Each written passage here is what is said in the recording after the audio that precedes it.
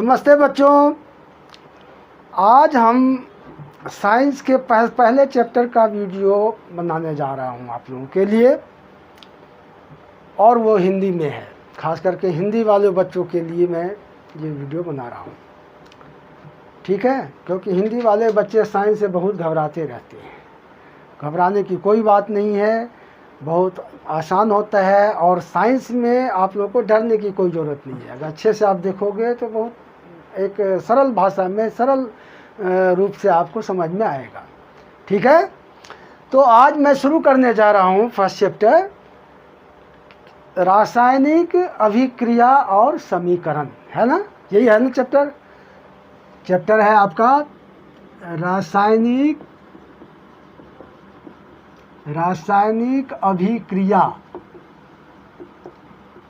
एवं समीकरण।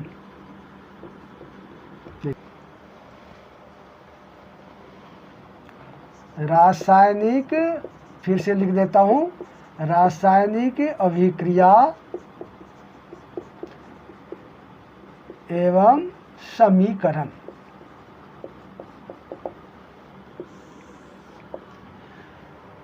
साइंस का फर्स्ट चैप्टर यही है, ठीक है ना। सबने देखा होगा रासायनिक अभिक्रिया। अब बहुत बच्चे घबराते हैं कि रासायनिक अभिक्रिया क्या होता है। बहुत सरल भाषा में बताता हूँ। आप सबों ने देखा होगा, लकड़ी को जलाते हैं, कागज़ को जलाते हैं। कागज़ को जलाते हैं तो क्या बनता है? राख, जिसको ऐश कहते हैं, राख बनती है। ये राख क्या है कि जब हम कागज़ को जलाते हैं तो कागज़ ऑक्सीजन के साथ संयोग करता है और एक नया पदार्थ बनाता है जिसको राख कहते हैं। और ये राख उस कागज़ से बिल्कुल ही बदला हुआ होता है कि नहीं होता है। तो बस उसी तरह से, तो जब इस तरह की जो घटनाएं होती हैं तो उसी को हम कहते हैं रासायनिक अभिक्रिया। इसको हम डेफिनेशन बहुत आसान रूप में लिख सकते हैं कि जब दो या दो से अधिक वस्तु आपस में संयोग कर एक नए पदार्थ का निर्माण करता है तो उसे हम रासायनिक अभिक्रिया कहते हैं। समझ में आई बात? जब दो या दो से अधिक पदार्थ, अब जैसे आपने ज़रूर सुना होगा कि पानी हाइड्रोजन और ऑक्सीजन के मिलने से बनता है। सुना है ना? सुना ही होगा। हाइड्रोजन क्या है? गैस है। ऑक्सीजन क्या है? गैस है। तो दोनों गैस है, लेकिन जब दोनों संयोग करता है तो क्या बनाता है? पानी। तो पानी में और हाइड्रोजन और ऑक्सीजन में कोई भी आपको समानता दिख रही है?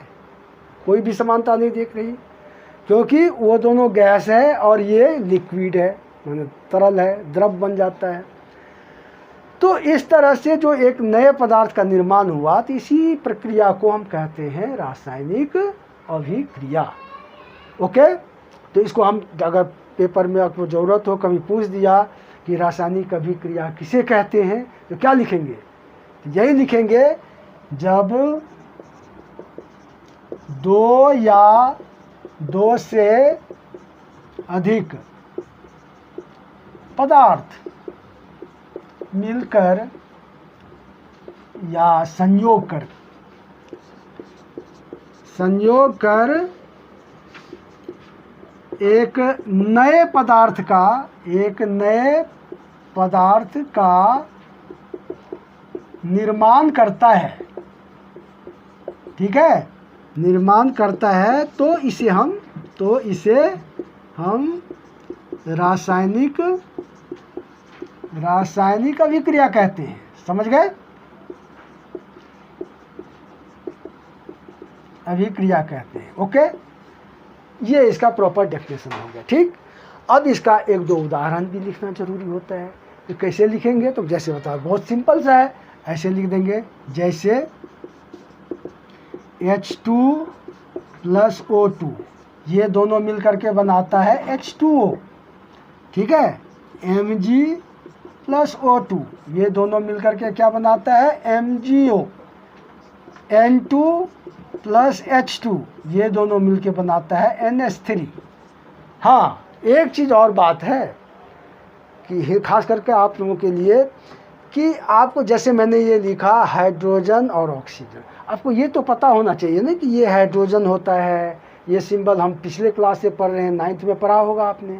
कई बच्चों को अब यही नहीं मालूम कि Mg क्या होता है, ये N2 क्या होता है, तो वो आपको पता करना होगा, वो थोड़ा सा ध्यान रखना होगा। बहुत ज़्यादा नहीं है, 18-20 ऐसे हैं नाम जो जनरली घूम फिर करके आप लोगों को यूज होगा, तो वो पता होना चाहिए। अब वो नहीं पता होगा तो फिर आपको समझ में नहीं आएगा कि ये क्या चीज़ है। अब यहाँ पर मैं बता रहा हूँ, ये क्या है सब जानते होंगे, हाइड्रोजन है H2, ये ऑक्सीजन है, इसको मैग्नीशियम कहते हैं। ये मैग्नीशियम Mg किसका होता है, मैग्नीशियम का सिंबल है ये, Mg मैग्नीशियम, ये ऑक्सीजन, N2 नाइट्रोजन और H2 हाइड्रोजन, ये बनता है NH3, तो NH3 कहलाता है अमोनिया। बहुत बच्चों को नहीं पता, NH3 लिख देते, कहते सर NH3 क्या होता है, ये NH3 अमोनिया होती है, अमोनिया भी एक गैस है। MgO इसको मैग्नीशियम ऑक्साइड कहते हैं। बात समझ में आ रही है। तो इस तरह से थोड़ा सा आप लोगों को ये वर्कआउट करना पड़ेगा कि आपको ये सिंबल कम से कम पता होना चाहिए, तभी आप समझ में आएगा। और जब वो सिंबल आपको पता होगा तो फिर इसको समझने में आपको कोई दिक्कत नहीं है। ठीक, अब चलिए नेक्स्ट टॉपिक पर आते हैं। ये तो हमारा डेफिनेशन हो गया। अब आता है, सवाल उठता है कि जब कोई रासायनिक अभिक्रिया होता है तो उसके क्या क्या होते हैं उसमें, हैं? जब रासायनिक अभिक्रिया होती है, कोई नया पदार्थ बनता है तो क्या क्या होता है, ये तो समझ गए कि बिल्कुल नया चीज़ बन जाता है। तो उसकी संभावनाएं जो होती है क्या क्या होती है वो देखिए। तो वो पूछते हैं पेपरों में कि जब रासायनिक अभिक्रिया के दौरान क्या क्या परिवर्तन होते हैं, तो देखिए मुख्य रूप से जो परिवर्तन होते हैं वो ये,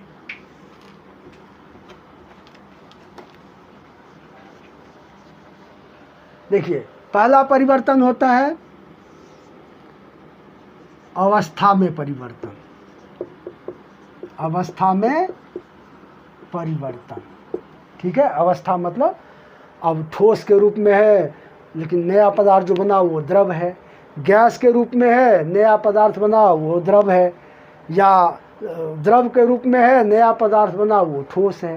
तो इस तरह का जो अवस्था बदलता है, उसकी कंडीशन बदलते हैं, इसी को हम कहते हैं अवस्था में परिवर्तन। दूसरा आता है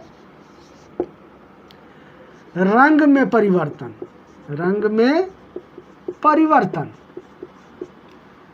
रासायनिक अभिक्रिया के दौरान रंग में भी परिवर्तन देखा जाता है। जरूरी नहीं कि सब में होगा ही होगा, लेकिन जनरली ऐसे भी होता है। कैसे कि जब हम ब्लू लिटमस पेपर को किसी अम्ल में डालते हैं तो वो लाल हो जाता है, तो रंग परिवर्तन हुआ ना, है।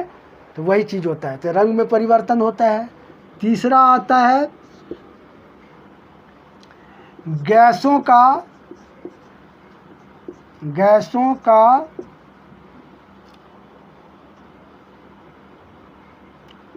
उत्पादन, उसमें से गैस भी निकल सकता है।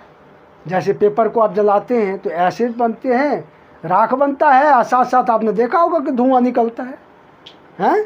तो वो आके गैस का निकलना, गैस भी निकलते हैं। और चौथा आता है तापमान में परिवर्तन। समझ गए, तापमान में भी परिवर्तन होता है इसमें, ठीक है। कहेंगे कैसे, अरे पेपर को हम जलाते हैं या लकड़ी को जलाते हैं तो क्या होता है, हीट होता है कि नहीं होता है। वैसे लकड़ी को छुओ तो आपको कोई हीट नहीं, कोई गर्म नहीं लगेगा, गर्म नहीं। लेकिन जब उसको जलाते हैं, जब रासायनिक अभिक्रिया शुरू होता है तो उसमें आग निकलती है। इतना ही नहीं, जब चूने को आप पानी में डालोगे तो उसके साथ जब रिएक्शन होने लगता है, अभिक्रिया होने लगती है, तो वो खौलने लगता है, उससे बहुत गर्मी निकलती है। तो इसीलिए तापमान में भी परिवर्तन देखा जाता है। किसी में ताप परिवर्तन कम हो जाता है और वो गर्म से और कम हो जाता है, किसी में ज़्यादा हो जाता है। तो इस तरह का परिवर्तन ऐसा देखा गया है। अब ये 4 परिवर्तन हमने आपको बता रहे हैं कि अवस्था में परिवर्तन, रंग में परिवर्तन, गैसों का उत्पादन एंड तापमान में परिवर्तन। कोई ज़रूरी नहीं कि सभी रासायनिक अभिक्रिया में चारों चीज़ होंगे। किसी में ये 2 आपको देखने को मिलेंगे, किसी में केवल 1 मिलेंगे, किसी में 3 मिलेंगे। मतलब कि कुछ न कुछ आपको इसमें से आपको परिवर्तन देखने को मिलेगा ही, अगर रासायनिक अभिक्रिया हो रही है तो। ओके, अब चलिए, अब आते हैं, एक बहुत ज़रूरी चीज़ है कि ये समझना, इससे बच्चे बहुत सारे बच्चे इससे थोड़ा डरते रहते हैं। और उस बला का क्या नाम है?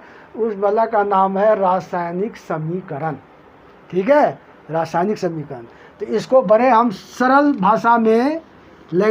भाषा में आपको हम इसका डेफिनेशन लिखा रहे हैं कि पेपर में अगर पूछेगा कि आप रासायनिक समीकरण से क्या समझते हैं या रासायनिक समीकरण किसे कहते हैं, तो आप इसको कैसे डिफाइन करोगे।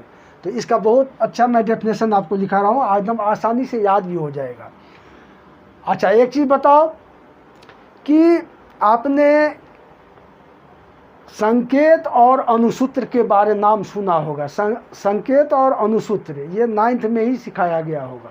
कहिएगा जैसे, अब जैसे देखो, H ये किसका संकेत है? हाइड्रोजन का। O किसका संकेत है? ऑक्सीजन का। Na ये किसका संकेत है? सोडियम का। ठीक है, तो इस तरह से जो ये होते हैं इसको संकेत कहते हैं। ये 9th में आपने पढ़ा होगा, तो ये थोड़ा पता होना चाहिए। अगर ये नहीं पता रहेगा तो फिर आपको समझने में दिक्कत होगा। ठीक है, अब आता है इसको क्या कहते हैं? संकेत। अच्छी तरह से सब समझ लो बच्चों, इसको संकेत कहते हैं। जैसे पोटेशियम का K होता है, गोल्ड का Au होता है, सिल्वर का Ag होता है। ये सब जितने मैंने लिखा है ये सारे संकेत कहलाते हैं। ठीक, अब आता है अनुसूत्र। अनुसूत्र किसको कहते हैं? अब देखो, इसी हाइड्रोजन को जब हम ऐसे लिखते हैं तो ये अनुसूत्र कहलाता है। और O2 ये भी अनुसूत्र है, और Na का Na ही होता है, K का भी K ही होता है। तो कुछ में अनुसूत्र में सिंबल, यही सिंबल ही लिखा जाता है, कुछ में ये होता है। आपने पढ़ा होगा 9th में कि एक परमाणुविक अणु जो होते हैं वो एक परमाणुविक होते हैं, द्विपरमाणुविक होते हैं, त्रिपरमाणुविक होते हैं, है कि नहीं। तो इस तरह से ये सब चीज़ थोड़ा ध्यान रखना पड़ेगा, क्योंकि ये नहीं समझ में ध्यान रहेगा तो फिर दिक्कत होगी आपको। ठीक है, अब जैसे H2SO4 ये क्या है? ये है सल्फ्यूरिक अम्ल। अब ये सल्फ्यूरिक अम्ल का अनुसूत्र कहलाता है। क्या कहलाता है? अनुसूत्र। ऐसे ये एक अणु है, सल्फ्यूरिक अम्ल के ये एक अणु है जिसमें 2 परमाणु हाइड्रोजन है, 1 परमाणु सल्फर है और 4 परमाणु ऑक्सीजन के मिले हुए हैं। ये सारे मिल करके एक अणु बनाता है जिसका नाम है सल्फ्यूरिक अम्ल। अब ये भी नहीं नाम याद होते हैं बच्चों को, इसको क्या कहते हैं? सल्फ्यूरिक अम्ल। ये आपको ध्यान रखना पड़ेगा, याद रखना। तो कुछ चीज़ें हैं जो याद रखना पड़ेगा, वो अपने आप मन में नहीं आ जाएगा, वो उसको याद रखना पड़ता है। ठीक है, चलिए अब आते हैं कि रासायनिक समीकरण की बात कर रहे थे। तो रासायनिक समीकरण के संदर्भ में ही बताया कि ये सब उसमें ज़रूरत पड़ता है, तभी आप समझेंगे। ठीक, अब देखो, अब ये आता है, हमारा टॉपिक है रासायनिक समीकरण। रासायनिक समीकरण बुक में या कहीं भी अच्छी तरह से समझा दिया है, लेकिन अच्छी तरह से इसका डेफिनेशन प्रॉपर नहीं दिया हुआ है। ठीक है, मैं आपको बहुत प्रॉपर डेफिनेशन लिखा रहा हूँ, आपको याद भी बड़े सरलता से हो जाएगा और समझ भी आ जाएगा। जब किसी रासायनिक अभिक्रिया को, जब, सारे बच्चों लिख लो इसको, जब किसी रासायनिक अभिक्रिया को सूत्रों एवं संकेतों की सहायता से, क्या लिखा हमने? रासायनिक समीकरण। जब किसी रासायनिक अभिक्रिया को सूत्रों एवं संकेतों की सहायता से एक समीकरण के रूप में लिखा जाता है तो उसे हम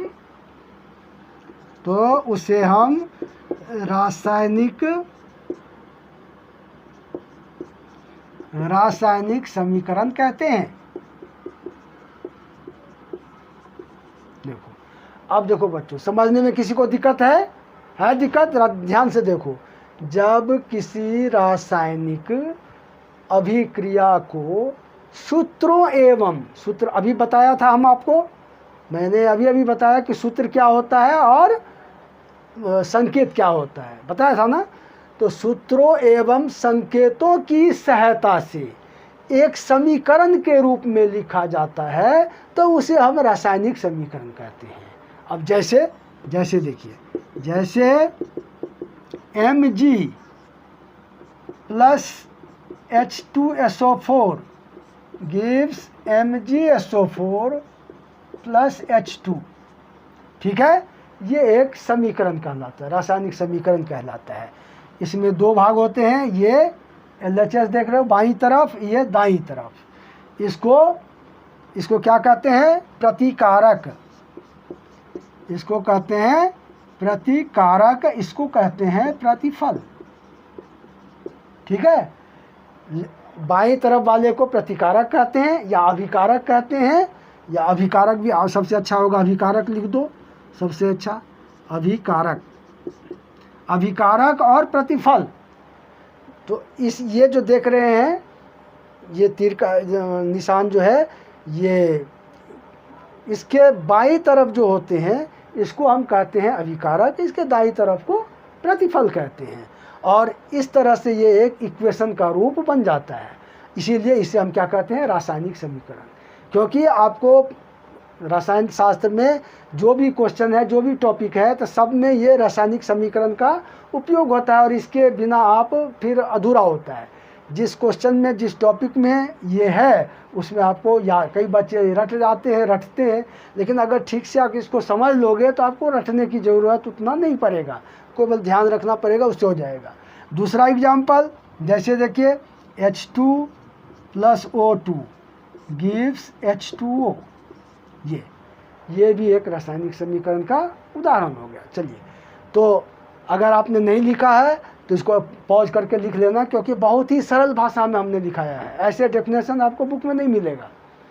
बुक में समझाया हुआ है जो रासायनिक समीकरण क्या होता है, लेकिन इस तरह से प्रॉपर डेफिनेशन आपको नहीं मिलेगा जो मैंने लिखाया है। तो इसलिए आप इसको पॉज करके लिख लेना। चलो, अब आता है कि ये रासायनिक समीकरण, ठीक है। अब ये रासायनिक समीकरण दो रूप में होते हैं। एक होता है रासायनिक समीकरण जिसको असंतुलित, जनरली रासायनिक समीकरण अभी मैंने भी जो लिखा है ये सारे असंतुलित हैं। ये H2 प्लस O2 H2O लिखा है ना, ये असंतुलित है। तो इस समीकरण को हमको संतुलित करना होता है, और ये ही इसका एक मेन टॉपिक है कि रासायनिक समीकरण को संतुलित कैसे किया जाए, और रासायनिक समीकरण को संतुलित क्यों किया जाए। दो सवाल उठता है। तो सबसे पहले हम सवाल करते हैं कि रासायनिक समीकरण को संतुलित कैसे करेंगे, ठीक। अब देखो,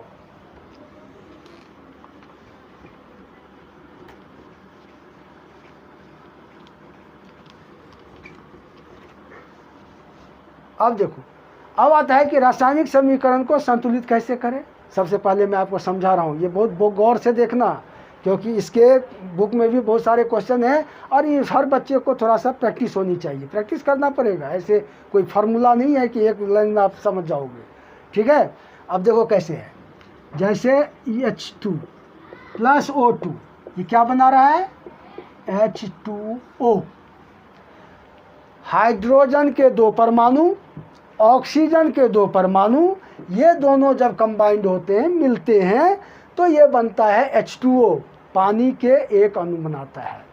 अब गौर करो, इधर हाइड्रोजन के दो परमाणु हैं, इधर ये दो का मतलब हाइड्रोजन के एक अणु में दो परमाणु, ऑक्सीजन के एक अणु में दो परमाणु, और ये पानी के एक अणु में तीन परमाणु हैं, दो हाइड्रोजन के और एक ऑक्सीजन के।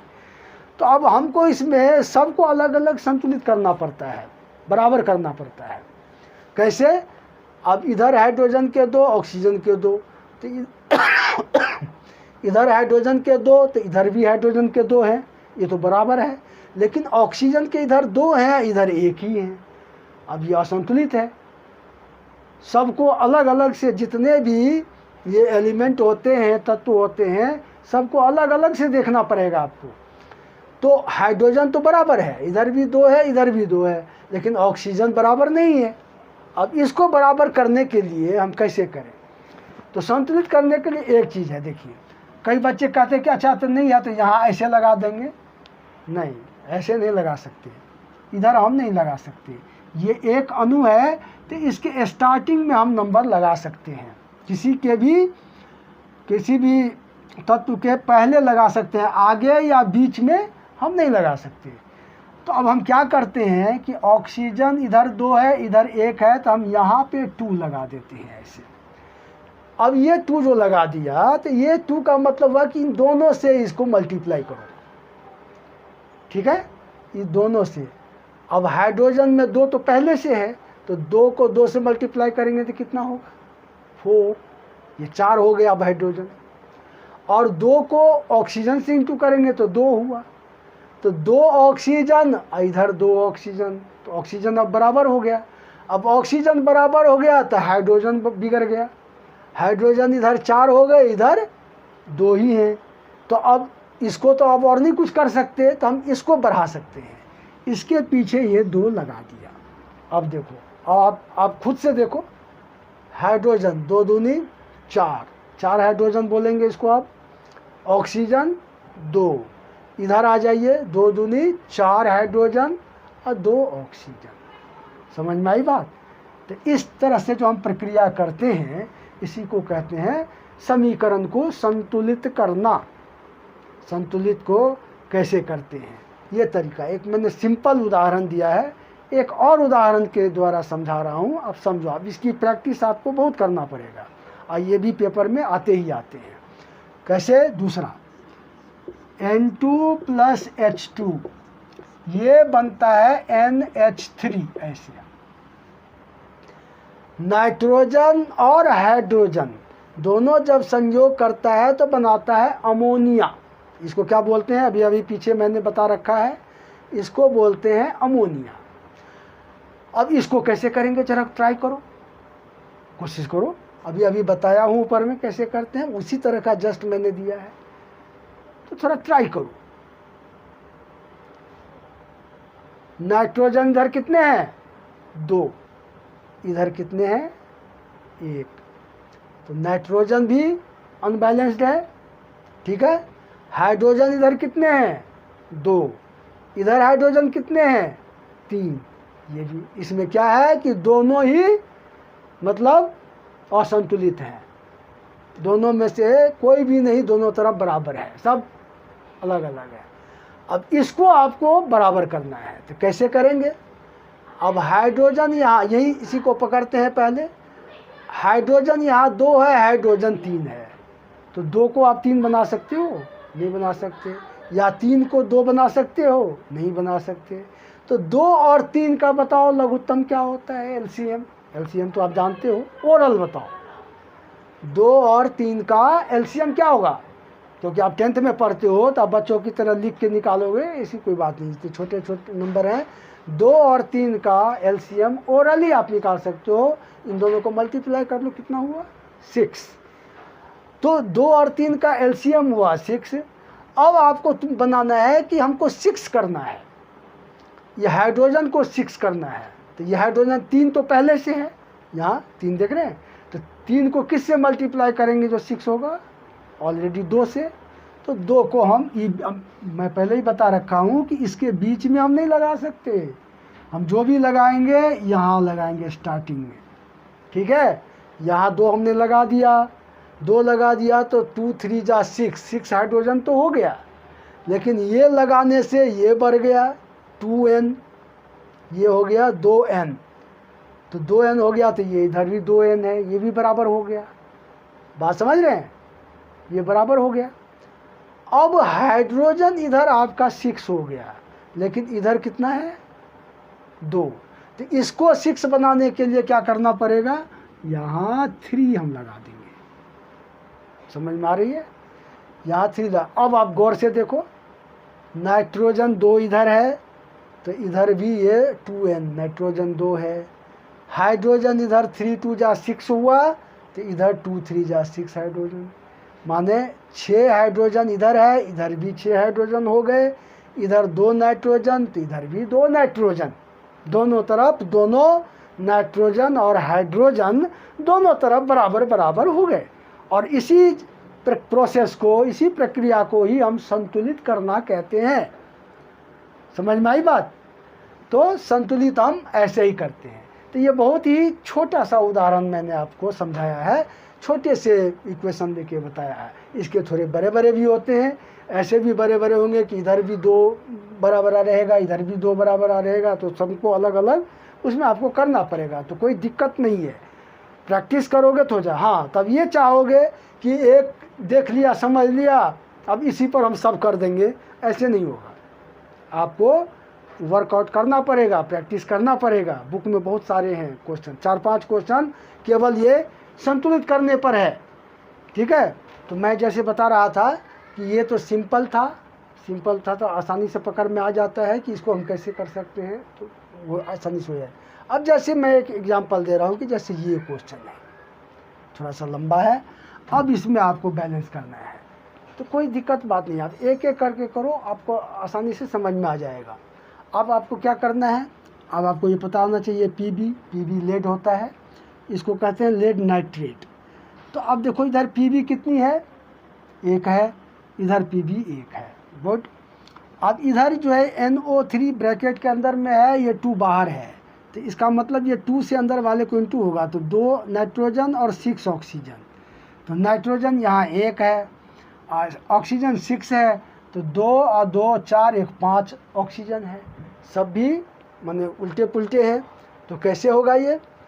तो हम अब देखते हैं कि नाइट्रोजन इसमें 2 है, तो नाइट्रोजन 2 करने के लिए हमको, अब इधर नाइट्रोजन 1 है, ऑक्सीजन इधर 1 है, तो क्या करें? ऑक्सीजन इधर 3 2 जा 6 है, इधर 2 2 4 1 5 है, नहीं? तो हम ऐसे करते हैं कि नाइट्रोजन को 2 करने के लिए मान लीजिए यहाँ पर हम 2 लगा देते हैं, तो ये आ जाएगा 2n, इधर 2n पहले से है। ऑक्सीजन हो गया 6, तो 2 2 जा 4 4 और 2 6, एक 7 हो गया ये, नहीं? तो ऐसे नहीं, ये भी नहीं बन रहा है, 3 2 जा 6 नहीं बन रहा है। तो अब हम क्या करें इसको, तो ये 3 2 जा 6 हो रहा है, यहाँ 2 है 1 है, तो इधर हम क्या करते हैं कि इधर 2 लगा देते हैं। ये 2 पीबी हो गया, तो अब ये क्या हो गया, 2 ऑक्सीजन 4 ऑक्सीजन और 2 6 ऑक्सीजन। 2 पीबी लगा देने से यहाँ भी 2 लगा दिया हमने, नहीं? यहाँ 2 पीबी, अब देखिए क्या हो रहा है, 2 पीबी और नाइट्रोजन हो गया 2n 4 नाइट्रोजन हो गया। अब ये 4 नाइट्रोजन हो गया, तो फिर 4 नाइट्रोजन के लिए हम यहाँ पर क्या करेंगे, 4 लगा देंगे ऐसे। अब क्योंकि 2 नाइट्रोजन तो पहले से है, इधर 2 लगा दिया तो 2 2 जा 4 नाइट्रोजन हो गया। मैंने पहले कहा था ना कि एक एक को पकड़ना पड़ेगा। पहले हम नाइट्रोजन को हम चेक कर रहे हैं कि नाइट्रोजन 2 पहले से है, 2 इधर लगा दिया तो 2 2 जा 4 नाइट्रोजन टोटल हो गया। इधर इधर 4 लगा दिया तो यहाँ भी 4 नाइट्रोजन हो गया। अब 2 पीबी आपका नाइट्रोजन बराबर हो गया, पीबी बराबर हो गया। अब ऑक्सीजन की बात है, 2 ऑक्सीजन 4 2 जा 8 8 और 2 10 और 2 12 ऑक्सीजन हो गया ये टोटल RHS में। तो 12 ऑक्सीजन के लिए इधर कितना हुआ, 3 2 जा 6 और 6 2 जा 12 बराबर हो गया ना। तो इसी तरह से थोड़ा सा प्रैक्टिस करोगे तो आपको ये कोई भी लंबे वाले ऑक्सीजन होगा तो उसको आप आसानी से संतुलित कर सकते हो। ठीक है, लेकिन हाँ थोड़ा सा प्रैक्टिस अभ्यास करना पड़ेगा। अब ये रटे रटाए नहीं होते कि जहाँ हमको आसानी से कुछ ऐसा फार्मूला, ऐसा कुछ नहीं है। इसको इस तरह से आप आराम से कर सकते हो। ये करना ज़रूरी है, कोई भी इक्वेशन को बिना अनबैलेंस नहीं लिखा जाता। ठीक है, बैलेंस करके ही लिखते हैं। अब सवाल उठता है, आप प्रैक्टिस करना, फिर अगली वीडियो में होगा तो हम और कुछ एग्जाम्पल के साथ आपको समझा देंगे, ये करा दे, प्रैक्टिस करा देंगे हम। लेकिन अभी फ़िलहाल हम यहाँ तक समझा दिया कि ये इसको बैलेंस कैसे करते हैं। अब इसी से रिलेटेड एक बहुत इंपॉर्टेंट क्वेश्चन है जो पेपर में आते हैं, वो आते ही आते हैं कि रासायनिक समीकरण को संतुलित करना क्यों आवश्यक है। ये बहुत इंपॉर्टेंट क्वेश्चन है। तो बच्चों इसका जवाब लिखना है आपको कि द्रव्यमान संरक्षण के नियम के अनुसार इस संसार में ना तो किसी चीज़ को उत्पन्न कर सकते हैं, ना ही उसका विनाश कर सकते हैं। ये द्रव्यमान संरक्षण के नियम कहलाते हैं, जो आपने 9th में जरूर पढ़ा होगा। क्या कहते हैं इसको? द्रव्यमान संरक्षण के नियम। द्रव्यमान संरक्षण के नियम में यही कहता है कि हम इस संसार में किसी भी चीज़ को ना तो उत्पन्न कर सकते हैं, उत्पादन कर सकते हैं, ना उसका विनाश कर सकते हैं। तो फिर कर क्या सकते हैं? केवल हम उसका रूपांतरण कर सकते हैं। क्या कर सकते हैं? माने एक रूप से दूसरे रूप में बदल सकते हैं। कागज़ को जला देंगे तो राख बन जाएगा, ऑक्सीजन हाइड्रोजन को मिला देंगे तो पानी बन जाएगा। लेकिन ऑक्सीजन और हाइड्रोजन को हम माने न तो उत्पन्न कर सकते हैं, बढ़ा सकते हैं, या कम कर देंगे, या उसका ख़त्म कर देंगे, यहाँ से विनाश कर देंगे, एलिमिनेट कर देंगे, वो हमारे बस में नहीं है। इसी नियम को कहते हैं द्रव्यमान संरक्षण के नियम। तो इसीलिए द्रव्यमान संरक्षण के नियम के अनुसार ये जो अभिकारक है, इसकी जो टोटल द्रव्यमान होगी और ये प्रतिफल के जो टोटल द्रव्यमान होंगे, भले रूप अलग अलग हैं, इधर कुछ और रूप है, इधर ये 3 रूपों में बटे हुए हैं, लेकिन इनका टोटल जो द्रव्यमान होगा और इनका जो कुल द्रव्यमान होगा वो हमेशा बराबर होना चाहिए, बराबर होगा। अगर ये दोनों बराबर होगा तो बराबर होने के लिए अगर ये अलग अलग नंबर रहेंगे तब तो बराबर नहीं होगा। इसीलिए इनको संतुलित करना आवश्यक है। जब संतुलित करते हैं तभी द्रव्यमान संरक्षण नियम का पालन होता है। और यही कारण है कि हम द्रव्यमान ये रासायनिक समीकरण को हमेशा संतुलित करके ही लिखते हैं। पहले तो वैसे लिख देते हैं, लेकिन बाद में फिर संतुलित करते हैं उसको। ये काम आपने 9th में जरूर पढ़ा होगा। 2 नियम पढ़ा होगा आपने, द्रव्यमान संरक्षण के नियम और स्थिर अनुपात के नियम पढ़ा है ना। तो बस तो साइंस है ना, हर ये चेन के रूप में जुड़ा हुआ है। जो चीज़ें आपने 9th में पढ़ा है, थोड़ा बहुत उसका उपयोग आगे क्लास में 10th में भी होता है। अगर वहाँ पर नहीं समझे तो फिर यहाँ दिक्कत होगी आपको। इसीलिए बच्चे घबराते रहते हैं। आपको हर क्लास का, हर चैप्टर का एक दूसरे से लिंक लगा होता है, लिंक बना होता है। अब एक परमाणुक बोला मैंने, द्विपरमाणुक बोला, त्रिपरमाणुक बोला, अब ये ही नहीं समझते हैं। ये 9th में पढ़ा है, अब कहेंगे वो तो 9th में पढ़ा था, वो वहीं छोड़ा है, तब कैसे समझ में आएगा? हैं? तो इसीलिए आपको वो सब थोड़ा सा ध्यान देना होगा। नहीं समझे ठीक है, फिर से एक बार उसको देख लो, उसको याद कर लो, जो हाँ ऐसे ऐसे होता है, फिर आपको कोई दिक्कत नहीं लगेगा इसमें। ठीक है? तो बच्चों आज मैं रासायनिक संतुलित करना, समीकरण को संतुलित करना और समीकरण को संतुलित क्यों करना, यहाँ तक हमने आज किया। और हमारे हिसाब से आज के लिए इतना काफ़ी है। अब हम अगले वीडियो में इससे आगे आप लोगों को फिर मैं उपस्थित होऊंगा और बताऊंगा, और उम्मीद करता हूं कि आप लोगों को अच्छा समझ में आएगा। लेकिन ध्यान से हमारे वीडियो को आप पॉज कर करके देखना, तो आपको दिक्कत नहीं होगा। सरल भाषा में इसलिए हमने समझाने का कोशिश किया है जो आप लोगों को दिक्कत ना हो। खास करके हिंदी भाषी बच्चों को साइंस से थोड़ा सा मुश्किल लगता है, तो उसी मुश्किल को दूर करने के लिए हमने ये आप लोगों को बना रहा हूँ, और उम्मीद करता हूँ कि ज़रूर समझ में आएगा और हेल्प होगा। फिर अगले वीडियो में मिलते हैं। अच्छा लगे तो और अपने साथियों के साथ आप इस वीडियो को ज़रूर आप शेयर करो, लाइक करो।